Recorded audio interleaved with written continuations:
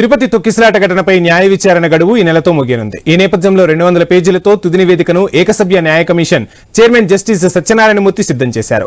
ఇవాళ సాయంత్రానికి నివేదిక సిద్ధం కానుంది. తిరుమల శ్రీవారి వైకుంఠ ద్వార దర్శన టోకెన్ల కేటాయింపులో భాగంగా జనవరి 8న తిరుపతి బైరాగిపట్టెడలోని పద్మావతి పార్కులో తొక్కిసలాట చోటు చేసుకుంది.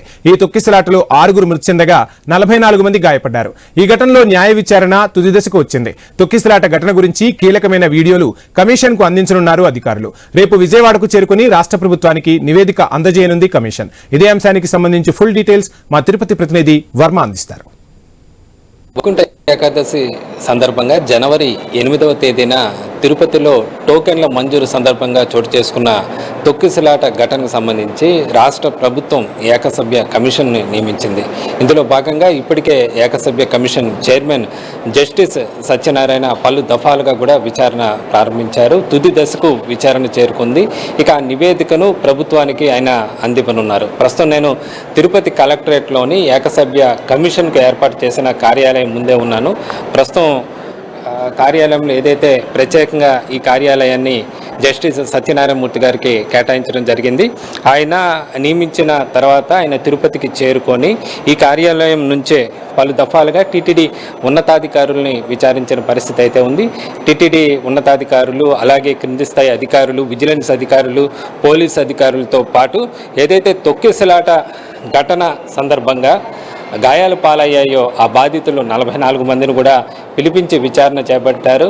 అలాగే ఈ ఘటనలో 6 మంది చనిపోయిన నేపథ్యంలో వారి కుటుంబ సభ్యులను కూడా, అలాగే ఇతర ప్రత్యక్ష సాక్షులను కూడా విచారించడం జరిగింది. పూర్తి స్థాయిలో నివేదికను సమగ్రంగా ఈ నివేదిక తయారు చేసి ప్రభుత్వానికి ఆయన అందివ్వనున్నారు. ఇప్పటికే దాదాపు 200 పేజీలతో తుది నివేదిక పూర్తయినట్టుగా కూడా తెలుస్తోంది.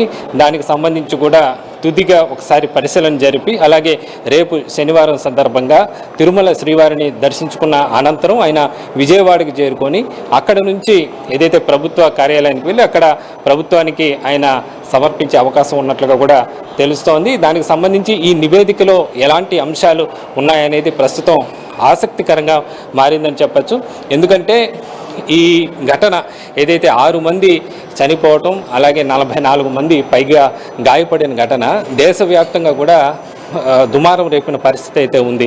ఏదైతే వైకుంఠ ఏకాదశికి సంబంధించి ఈ 3 రోజులకు, అంటే ఏకాదశి, ద్వాదశి తర్వాత రోజుకు సంబంధించి టోకెన్ల జారీ కోసమని ముందు రోజు రాత్రి నుంచే భక్తులు ఈ యొక్క క్యూ లైన్లో వేచి ఉన్న పరిస్థితి అయితే ఉంది.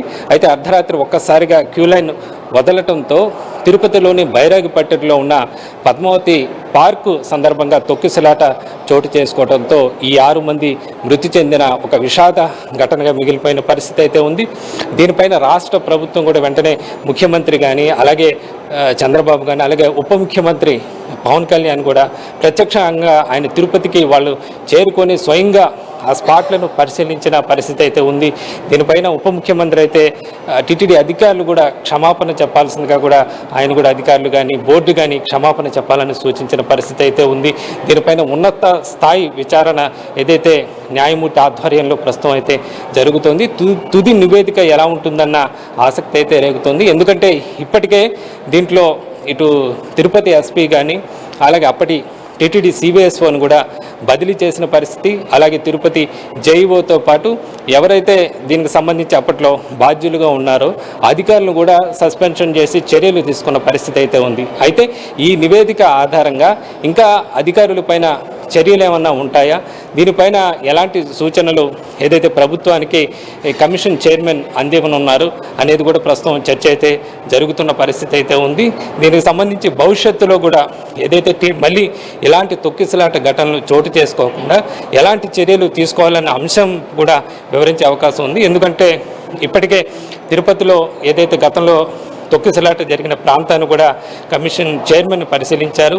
అలాగే తిరుమలకు వెళ్ళి కూడా అక్కడ క్యూ లైన్ల విధానం ఎలా ఉందన్న అంశాన్ని కూడా అక్కడ కూడా ఆరా తీయడం జరిగింది. ప్రత్యక్షంగా స్పాట్లను పర్యవేక్షించడంతో పాటు ఏదైతే ఈవో, జేఈఓలు, అదనపు ఈవో ఇలా ఉన్నతాధికారులందరినీ కూడా పూర్తి స్థాయిలో విచారించిన తర్వాత ప్రస్తుతం ఈ నివేదిక ఇస్తున్న సందర్భంగా దీనిపైన ప్రభుత్వం ఖచ్చితంగా చర్యలు తీసుకునే అవకాశం ఉంది. ఎందుకంటే ఏకసభ్య కమిషన్ అది కూడా న్యాయమూర్తి ఆధ్వర్యంలో ఏర్పాటు చేసిన సందర్భంగా ఖచ్చితంగా దీనికి అత్యంత ప్రాధాన్యత ఉంటుందని చెప్పచ్చు. దీని ప్రకారం టీటీడీలో ఎలాంటి మార్పులు చేపడతారు అంటే ప్రస్తుతం ఇప్పటికే సస్పెండ్ చేసిన అధికారులనే కాకుండా ఇతరులపైన కూడా చర్యల అవకాశం ఉందా అనేది కూడా ప్రస్తుతం తేలాల్సి ఉంది. మొత్తం మీద ఈ కమిషన్కు సంబంధించి పూర్తి స్థాయిలో దర్యాప్తు పూర్తయిన నేపథ్యంలో ఆ నివేదికలో ఎలాంటి అంశాలు పొందుపరిచారు అనేది ప్రస్తుతం చర్చ అయితే జరుగుతుంది.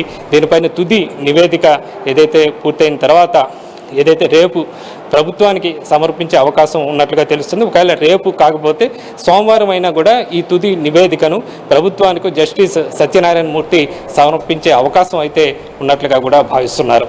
ఇది ఏదైతే టీటీడీ తొక్కిసలాట పైన ఏకసభ్య కమిషన్ విచారణ పూర్తయిన నేపథ్యంలో తిరుపతిలో తాజా పరిస్థితి.